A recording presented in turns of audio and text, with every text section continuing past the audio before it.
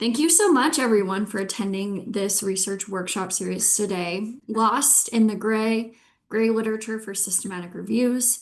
This is the first of two of our Taylor Swift themed research workshops of the month in the month of November. As you can see, these are spelled differently.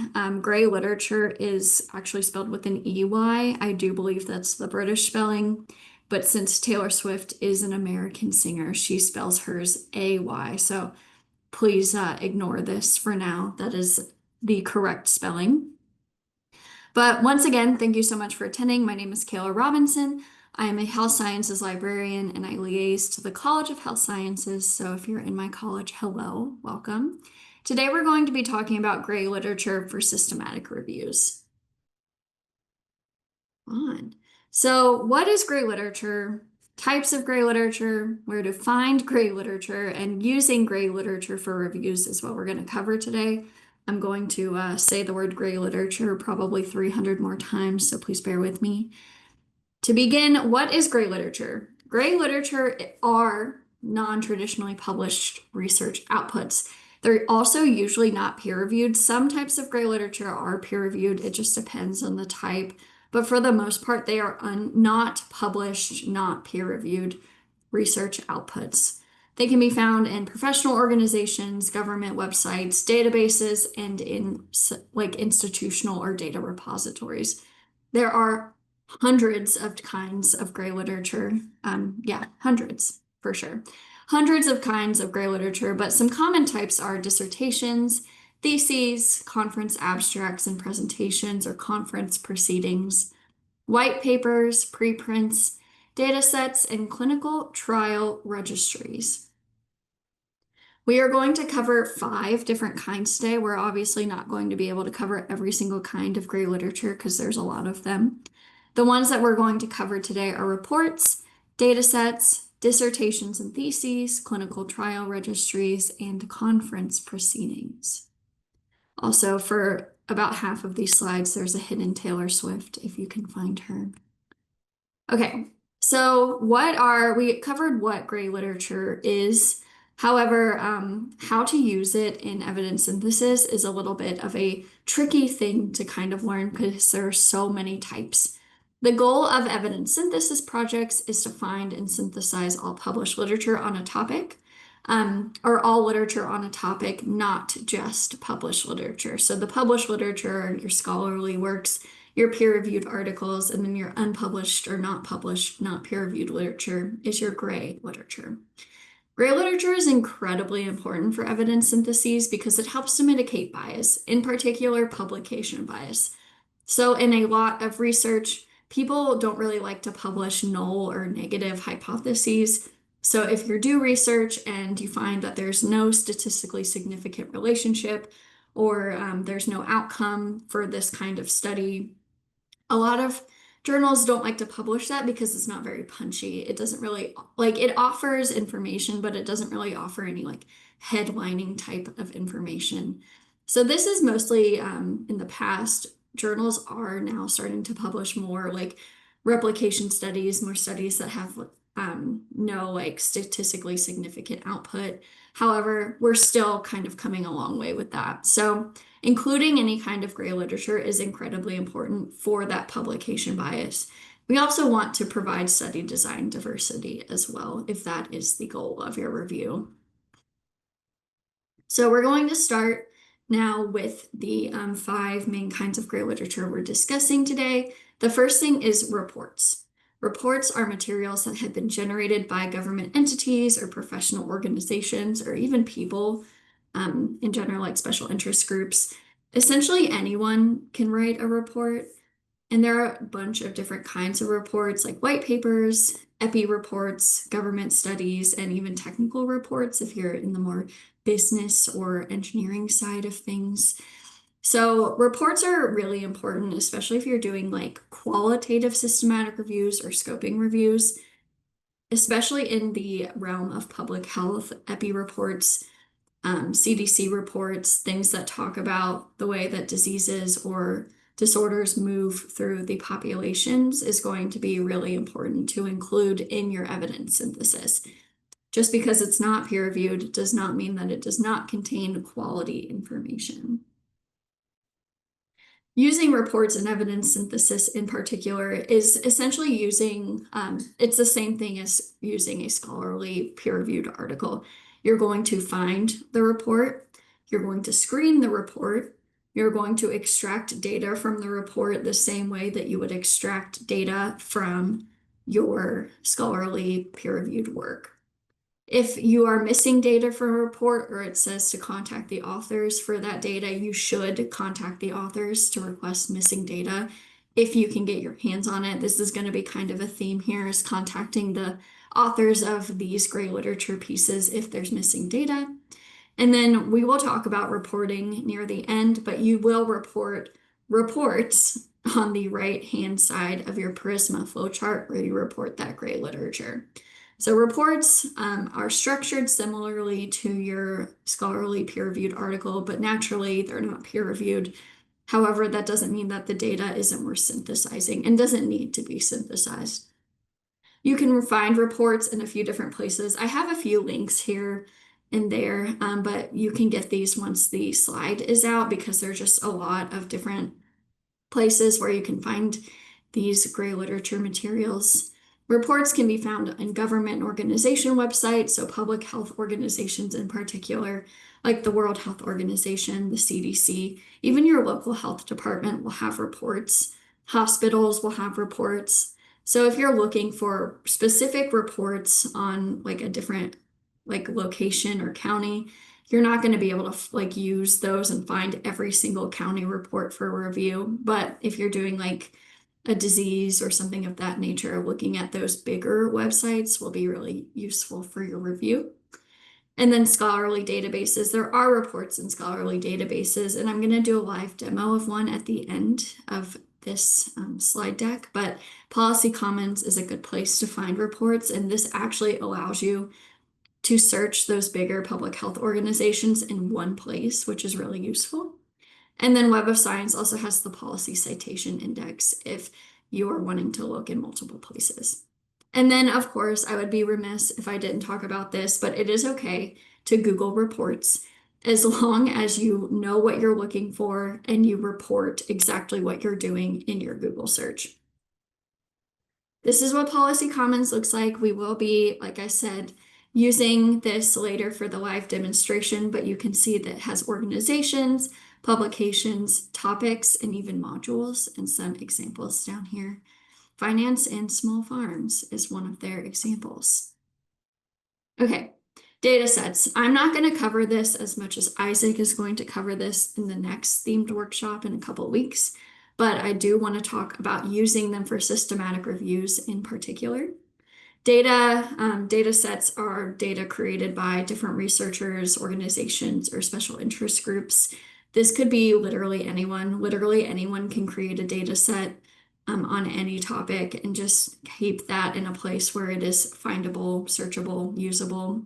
Types of data sets can include government data sets, so like once again, your CDCs, your World Health Organizations, survey data from different like qualitative study designs. You can find professional organizations put out data sets, especially when they do their surveys, and then the researcher provided data. So a lot of researchers, especially if they're doing data synthesis, will have those data sets, but are they publishing them? If they are, wonderful, but if not, sometimes you have to go and look for those. So you should consider using data sets for meta-analyses, especially if you're like needing homogeneous data. Data sets are a good place to look for that. And then, of course, reviews of diagnostic test accuracy or prognostics can also be a place where you would want to use data sets. This is non-exhaustive, by the way. You can use data sets in literally any review if it's pertinent. These are just some examples. So using data sets, once again, can be used for data analysis, meta-analysis, but you need to have some considerations when using these for evidence syntheses. Is the context provided sufficient? Your data set needs to meet your eligibility criteria when you are conducting a review. So if the data set doesn't meet your eligibility criteria and doesn't have enough context, you might not want to use that because it can skew your results. Additionally, is the data set missing anything? Who created it? What is the context in which it was created? What was it created for? These are all things you need to know before incorporating a data set into your evidence synthesis. Once again, we don't want to kind of smudge results by having inappropriate articles or data in our synthesis. Data sets can be found on government organization websites. Once again, you'll see a trend here that knowing which governing bodies and organizations are the most pertinent for your topic is key for gray literature searching. So being aware of that will help make your life a lot easier when searching for gray literature. Also, the CDC statistics, I'll show you in a second. And then you can also find data sets in scholarly databases, just like Policy Commons and PubMed. And then, of course, data repositories, which exist for all different types of topics. Knowing which data repositories might have pertinent data is something that could be important when using gray literature in a review. This is what data.gov looks like, home of the US government's open data program. So there's over 300,000 data sets. I don't think you want to use all 300,000 in your research, but these are going to prove to be hopefully useful in a review. Also, this not being centered is going to bother me. Let's move on. Okay, dissertations and theses are particularly interesting for use in reviews. These are obviously papers written by doctoral master's level students aiming to graduate to prove their expertise in a specific area of their field. Dissertations and theses are sometimes hundreds of pages long, but these are incredibly good to use in your reviews, and I'll explain that in a minute. So consider using dissertations and theses in reviews on newer topics. You should not be doing a systematic review if there's like nothing in the published literature on your topic. However, if it's a newer topic, like in the last few years, and there is published literature on it, you still would want to look at those dissertations and theses because they are up and coming researchers who are showing their expertise and have deeply, deeply researched this topic and will most likely have data that you need. Then, of course, scoping reviews. Scoping reviews is a good place to put your gray literature. Okay, so using dissertations in evidence synthesis, once again, this is the culmination of a student's expertise in their doctoral or master's program. Dissertations are not peer-reviewed. However, they go through an incredibly, what's the word I'm looking for? Intensive review process by a board of experts. So while it's not traditionally peer-reviewed, some dissertations go through significantly more scrutiny than like a peer-reviewed article. So the information is good. It allowed a student to graduate, and it might be on a like lesser discussed, more niche topic. Like reports, dissertations, the data extraction can work the same. If there's data that is missing or not in the paper, you should request it from the author. And then this is the same as the reports. It reports on the right side of the Prisma diagram. You can find dissertations in institutional repositories. So in UK Knowledge, there are some dissertations and theses that are not embargoed. And then in scholarly databases. One consideration about dissertations and theses that I briefly mentioned already is that embargo. So a lot of them will go under 1 year to a few years of embargo to let the student, I guess the now professional, publish their research traditionally. So if there is a connection between a dissertation or a thesis and a published work, you should find that. Okay, this is what ProQuest Dissertations and Theses is the database that solely looks at dissertations and theses. And like it says, it's global, so it's not just US based. If you're wanting more international literature, ProQuest Dissertations and Theses can also be searched in Web of Science. As I note here, the Dissertation and Theses Index is the same ProQuest database. It's just in Web of Science. So if you're wanting it to be a little bit easier to search, you can just go to this database. And the link here, the scholarly databases link, will take you to the UKY Medical Center Library databases page. You can't really link to these databases, which is why these are not linked here. Okay. Arguably the most confusing one, at least to me personally, is the clinical trial registry's gray literature. A lot of systematic reviews, especially systematic reviews of interventions, only look at randomized controlled trials. However, those randomized controlled trials are pre-registered in these clinical trial registries. Clinical trial registries help people find those unpublished clinical trials. So, like we talked about, pharmaceutical companies don't really like to publish results for their drugs when they're not like statistically significant or proven to be effective. So, finding those unpublished clinical trials is really crucial, especially when you're looking at interventions, because there may be studies done that talk about this drug not being effective, but they're not in the published literature. There are also trials that are actively recruiting or just have just begun, like just been registered. So those aren't going to retrieve any data for you. However, it is still important to look through these registrations. Consider using clinical trial registries in systematic reviews of interventions, diagnostic test accuracy, or prognosis. Using these, this is a little bit more complicated than using a dissertation or using a report because unpublished trials don't typically have a lot of data in that registration, in that record. So you search for them, you search in the clinical trial registries if you, and then you screen them. So you don't necessarily have a lot of data at first, but if it doesn't meet your eligibility criteria, like a data set, you don't want to include it. However, if it does meet your eligibility criteria, you should try to connect those trial registrations to those published results.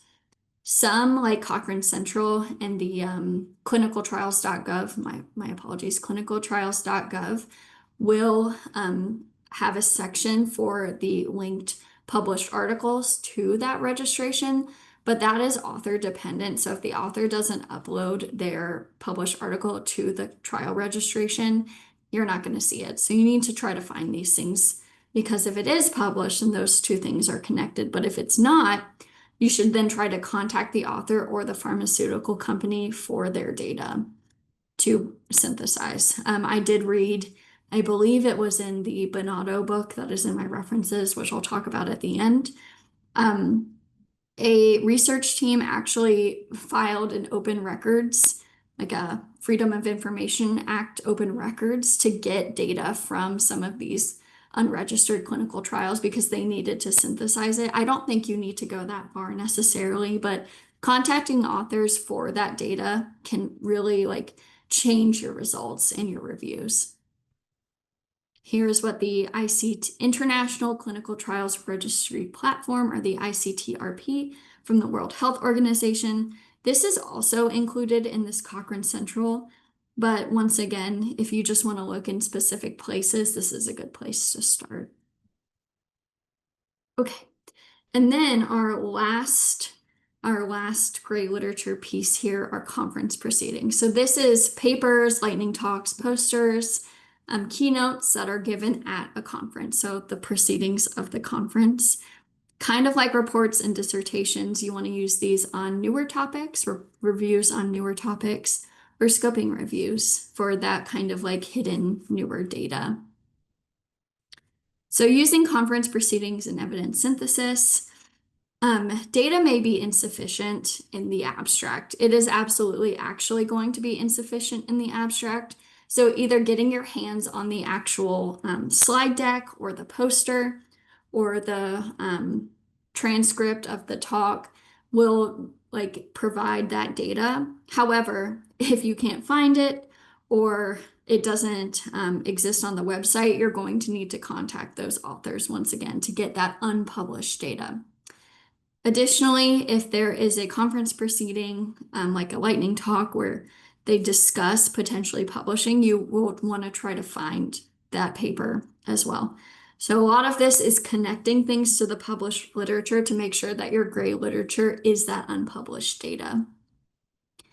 Where to find these conference proceedings, once again, relies on your subject knowledge. So, knowing which professional organizations are crucial to search is going to be something that the primary investigator should know.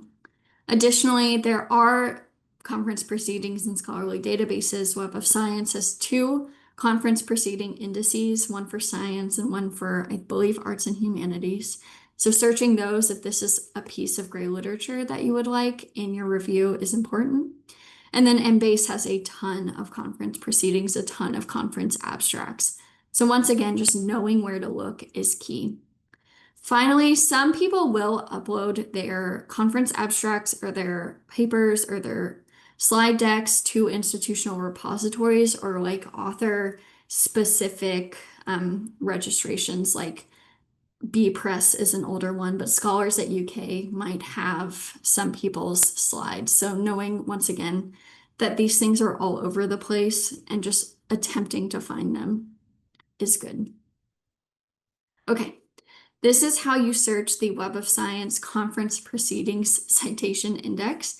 You are making sure you're searching in the core collection, and then you click one of the editions. So you could search both science or arts and humanities, but once again, it's up to you and your review topic.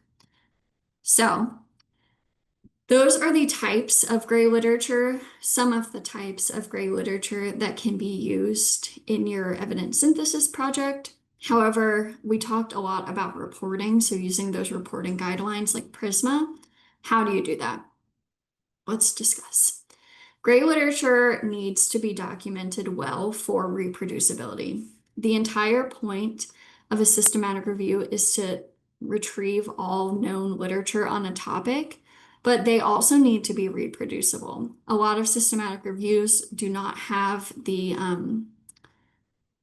reporting to be reproducible, which is creating a crisis, contributing to that reproducibility crisis. So if you are the author who is tasked with finding gray literature, you need to keep a record of all of the websites, databases, and repositories that you are looking for that gray literature in.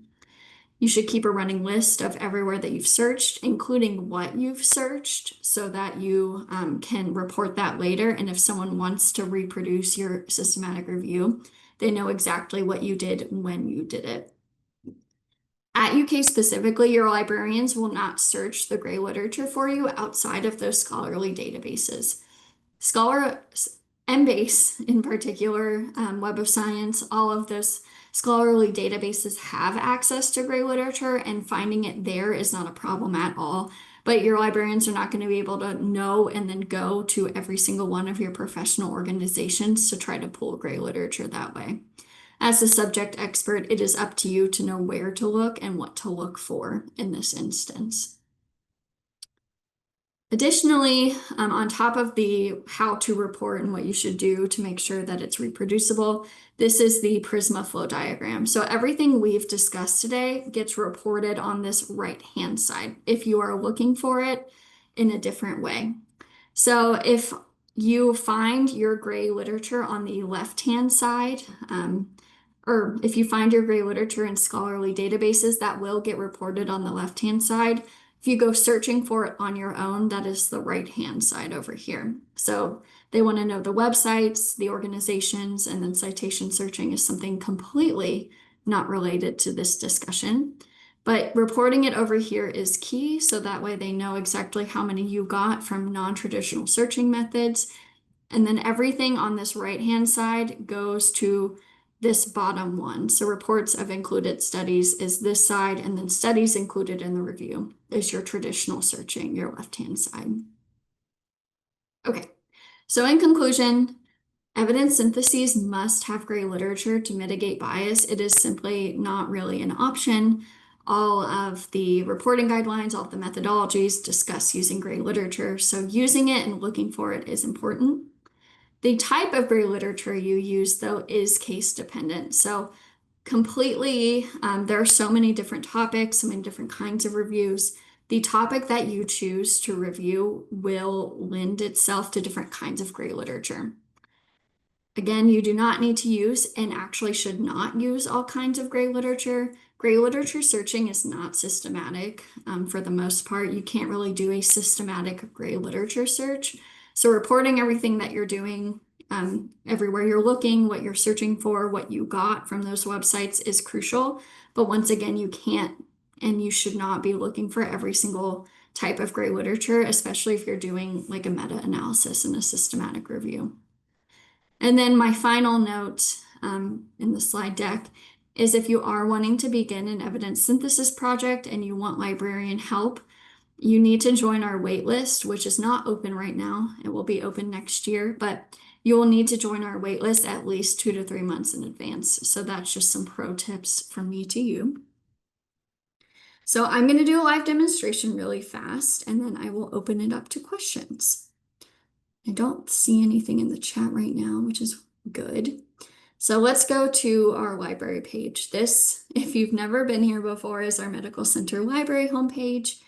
I'm going to click on the databases, and I'm actually just going to click into one of these. It doesn't matter because I'm going to clear the filters and search for our Policy Commons database. And here it is. Policy Commons, it's public policy, and actually our public policy librarian is here right now, which is exciting. However, they do have health-related gray literature as well, if it will let me in. Surprised I didn't have to do one of those Are You Human tests. Okay, so there's almost 30,000 organizations. Nearly, I do believe that that's a million. And is that a million? It has to be. Yes, it is. Goodness. I'm clearly not an accountant. And then over 3,000 topics. So some of these organizations are like the EPA, the Rainforest Alliance. They do feature some publications. So if you're doing a review on emissions, maybe this GAP report from 2025 will be relevant to you. However, one of the things is looking for your specific topic. So let's do this finance and small farms example here. You can search it up there or just click. So there are many kinds of publications. There's 11,000 documents. They have 90 books, 68 articles, 25 dissertations or theses. So these are all dissertations. It appears this one is in French. So this is the Institut National de Recherche pour l'Agriculture. I don't know why. I took French in high school, but I don't know why I tried to say that. This one is from, this is another one in French, lots of French agriculture and small farms dissertations. This is from the Rand Corporation in 2007. So once again, knowing what you're looking for is crucial. Let's get out of these dissertations. They also have conference proceedings, which is interesting. Let's click here. So this is from the ICAE, the same one that I tried to pronounce that I absolutely destroyed. My apologies to the French language. This one's also from the French. This one is, I do believe, Canadian. Lots of French agriculture research. This is interesting. You learn so much through gray literature. The global pineapple sector is fascinating. Okay, let's try to look for it. So maybe this one is related to your review somehow. We don't do ag reviews at the medical library, but is there, oh, so it took you to the website, and here it is. 6-page report on the fresh pineapple market, and it is in English, which is wonderful. There are different kinds of pineapples. I'm learning so much. Wonderful. Okay. So looking up things that will take you to those professional organization websites, but if you don't have the ability to, or you're not entirely sure where you should be looking, you can come to a place like this and see what organizations are relevant. Most of these are from like the European Union. Some of these are from ERIC, which is an educational database. You can also do by year, by language. Most of these are in English. And we're looking at just the publications in general now. So this is how you use Policy Commons. There's also topics. If there's not doing this specifically for a review and you just would like to look at it, You can follow specific topics, and now it's making me log in. I love when things happen. Okay, let's look at access to information. That is relevant. It might make me log in again. We'll see. There we go. Okay, so some latest publications on access to information. This is a policy. Wonderful. Non-disclosure agreements from the government of Newfoundland and Labrador. Fascinating. Lots of government of Newfoundland and Labrador. I think that's Canadian. I could be wrong. Yep, I am so right about that. Okay, so if you don't exactly know what you're looking for, this database can be a little bit confusing. Here's some lists, some modules, different like topics. So the Open Collection, Oceana, all of this. It is a good database for finding these gray literature pieces. Not every organization is in here. Not every kind of gray literature is in here. But searching for gray literature in a database is pretty uncommon. You mostly have to find this yourself. So having anything like this is really useful. Okay, I do believe now that we are done with our live demonstration. So we'll now open the floor to questions. Thank you.